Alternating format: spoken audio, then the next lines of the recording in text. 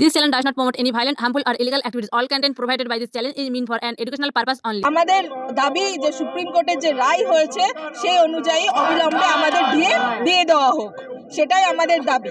আমাদের এতদিন ধরে এত বকেয়া দিয়ে রয়েছে, তার যে এরিয়ার এবং সেটা যেরম ভাবে দিতে বলেছে, যেমন 6 মাস দিতে বলেছে একটা পার্ট, আর একটা পার্ট 31 মাস দিতে বলেছে, সেটা যেন অবিলম্বে বসানো হয়, সেই দাবিতেই আমরা এই আন্দোলন করছি। এতদিন ধরে আমরা বঞ্চিত, শূন্য পদে লোক নিয়োগ নেই, সরকারি প্রতিষ্ঠানগুলোর একেবারে যা অবস্থা, মানে কিভাবে এগুলো ঢুকছে। সরকারি প্রতিষ্ঠানগুলো শেষ হয়ে গেলে সাধারণ মানুষেরই ক্ষতি, কারণ সাধারণ মানুষ সরকারি প্রতিষ্ঠানের ওপরই নির্ভরশীল।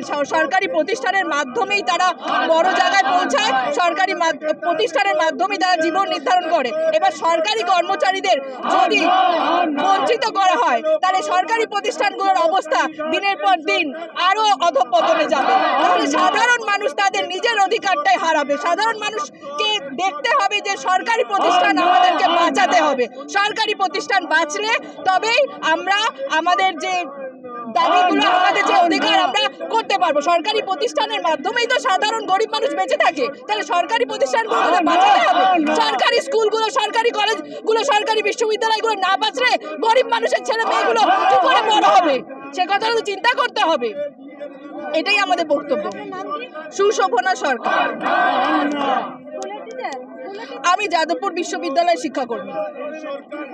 একটা কর্মচারী ডিএর জন্য কর্মচারীদের প্রথম কথা সুপ্রিম কোর্ট পর্যন্ত দিতে গিয়ে তাদের কপর্দক শূন্য হয়ে গেছে, এবং এই সুপ্রিম কোর্টের রায় কার্যকর করার জন্য আজকে কর্মচারীদের রাস্তায় নামতে হয়েছে।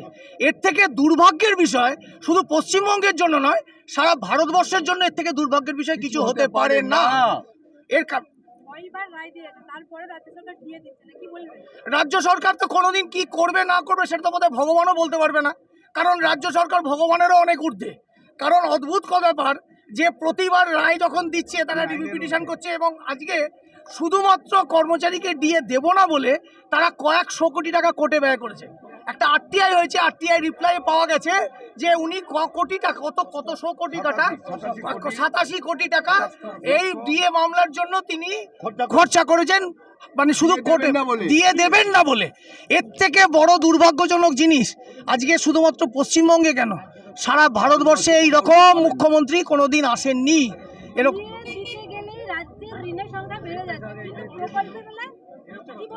তাহলে হ্যাঁ, সেই কথাই বলতে চাইছি যে যখন ক্লাবগুলোকে টাকা দেওয়া হচ্ছে তখন কিন্তু খুব সুন্দরভাবে তাদের কিন্তু কোনো ঋণের কোনো গল্প আসছে না।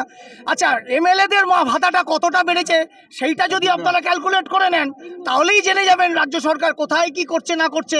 শুধুমাত্র যে কর্মচারীরা যাদের জন্য প্রকল্পগুলো উনি রূপায়ণ করতে পারছেন, সেই কর্মচারীদের বঞ্চিত করার জন্য উনি দিচ্ছেন তো নাই, উনি উল্টে তাদেরকে কুকুর বলছেন, ঘেউ ঘেউ করবেন না, মিউ মিউ করবেন না, এই সমস্ত আজে বাজে ভাষা ব্যবহার করছে।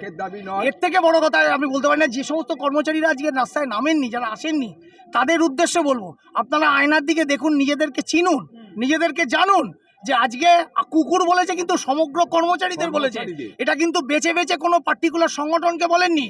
তাই কর্মচারী মানে আপনারাও পড়েন। 4% দিয়ে দেওয়া নিয়ে যারা রাস্তায় নেমেছিলেন তাদেরকেও বলছি যে কুকুর হয়ে আপনারা সেই যিনি কুকুর বলেছেন তার হয়ে ঝান্ডা নিয়ে বেরিয়ে পড়েছেন। একটু ভাবুন যে নিজেদের অস্তিত্ব সম্বন্ধে।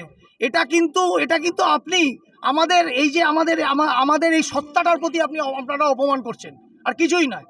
একটা বাঙালি, যে বাঙালি আজকে স্বাধীনতায় ফোরফ্রন্টে ছিল ভারতবর্ষে, সেখানে আজকে সেই বাঙালি হয়ে আমরা যারা কোথায় চলে গেছি, আজকে শিক্ষায় আমরা 2nd পজিশন থেকে আজকে চলে গেছি, আজকে পেছন দিক থেকে 4 নম্বরে এসে ঠেকেছি সমস্ত জায়গায়। ছাত্রছাত্রী পড়াশোনা করে, সেই স্কুলের টিচার, উচ্চ মাধ্যমিক স্কুলের টিচার 2 থেকে 6 জন, কি বলবেন এই নিয়ে? হ্যাঁ, এক্স্যাক্টলি। এইটা একটা সরকারের খুব সুন্দর জিনিস করেছেন। এটা কি হচ্ছে যে যাতে শিক্ষার ব্যবস্থাটাকে যদি 12টা বাজিয়ে দেওয়া হয়, মানুষ শিক্ষিত না হলে আর চাকরিও চাইবে না, আর চাকরি না চাইলে সবাইকে নিয়ে গিয়ে ঝান্ডার মিছিলে দাঁড় করিয়ে দিতে পারবে, কোনো রকম কোনো ভাতার লোভ টোপ দিয়ে মিছিলে দাঁড় করিয়ে দিতে পারবে। খুব সুন্দর একটা কিন্তু স্ট্র্যাটেজি নিয়েছেন আমাদের এই সরকার, অদ্ভুত স্ট্র্যাটেজি। সমস্ত স্কুল বন্ধ করে দাও, কলেজ বন্ধ করে দাও, টিচার এইভাবে করো, টাকা দিয়ে টিচার ঢুকিয়ে আবার এইভাবে করো, খুব সুন্দর স্ট্র্যাটেজি, যাতে মানুষকে যত ভাতার প্রতি যেন নিয়ে চলে আসতে। আজকে একটা জিনিস তাকিয়ে দেখুন, আজকে যুবসাথীর জন্য লাইন পড়ে গেছে, সরকার সেটা ফলো করে বলছে, কিন্তু উনি বুঝতে পারছেন না, থুতুটা উপর থেকে ফেলছেন। তাহলে যুবসাথীর যদি লাইন পড়ে, তাহলে উনি যে এত বলছেন যে 2 কোটি চাকরি দিয়েছেন, সেটা তাহলে গেল কোথায়? কি যন্ত্রণা! এদিকে বলছেন বেকার সংখ্যা তিনিই দেখাচ্ছেন, দেখুন কত লোক যুবসাথী লাইন দিয়েছেন, তার মানে কত লোক বেকার। আর এদিকে বলছেন আমি এত চাকরি দিয়েছি, ডবল চাকরি দিয়েছি। তাহলে কি ডবল চাকরি পাওয়া লোকগুলো ওখানে 1,500 টাকার জন্য দাঁড়িয়ে গেছে? এটাই হচ্ছে সব থেকে বড় কথা। আমার আজকে প্রশ্ন ওনাদের কাছে বলেছেন 2 কোটি সরকারি কর্মচারীদের, সরকারি কর্মচারী দপ্তরে চাকরি দিয়েছে বেকারদেরকে, 40% সরকারি কর্মচারীদের দপ্তরেতে চাকরি হয়েছে বেকার যুবক।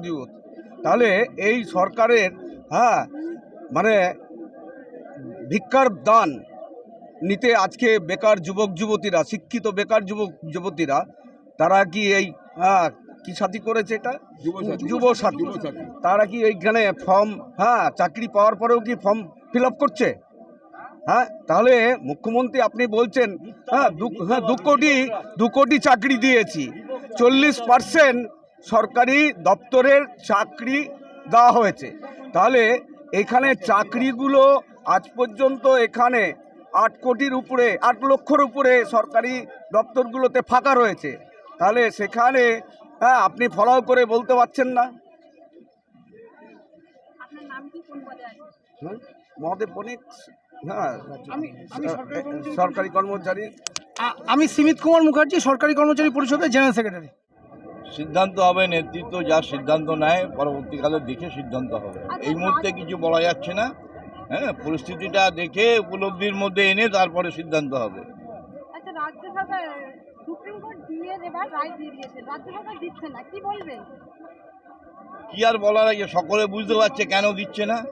এবার রাস্তায় নেবে, আমরা আন্দোলন করছি, দেখা যাক কি হয়। আর এই যে স্কুলগুলোতে যেখানে 600 জন 700 জন বাচ্চা পড়ুয়ারা থাকে, সেখানে মাত্র 6 জন টিচার, এই নিয়ে কি বলবেন? এ নিয়ে কি বলা হয়, যে শিক্ষা স্বাস্থ্য সবই লাটে উঠেছে সরকারের। স্কুলগুলো বন্ধ হয়ে যাচ্ছে, মিড ডে মিলের মিনিমাম যে টাকা সেটাও দেওয়া হচ্ছে না, টাকা আটকে রেখে দিচ্ছে। এইরকম একটা অবস্থা চলছে, একটা বর্বর সরকার চলছে। দিয়ে দেওয়ার সময় সরকারি অনুদান থাকে না, অথচ প্রকল্পের সময় টাকা অনুদান দিক, কিন্তু সরকারি কর্মচারীদের যে প্রাপ্য টাকা সেটা তো দিতে হবে, এবং এটা তো বরবার 6 বার হেরে গেছে। স্বাভাবিকভাবেই রাস্তায় নামতে হয়েছে, এবং আগামী দিনে আরও বড় করে নামতে হবে। কোন পদে আছেন, কি নাম? আমি রিটায়ার হয়ে গেছি, আমার নাম গৌতম মুখার্জি।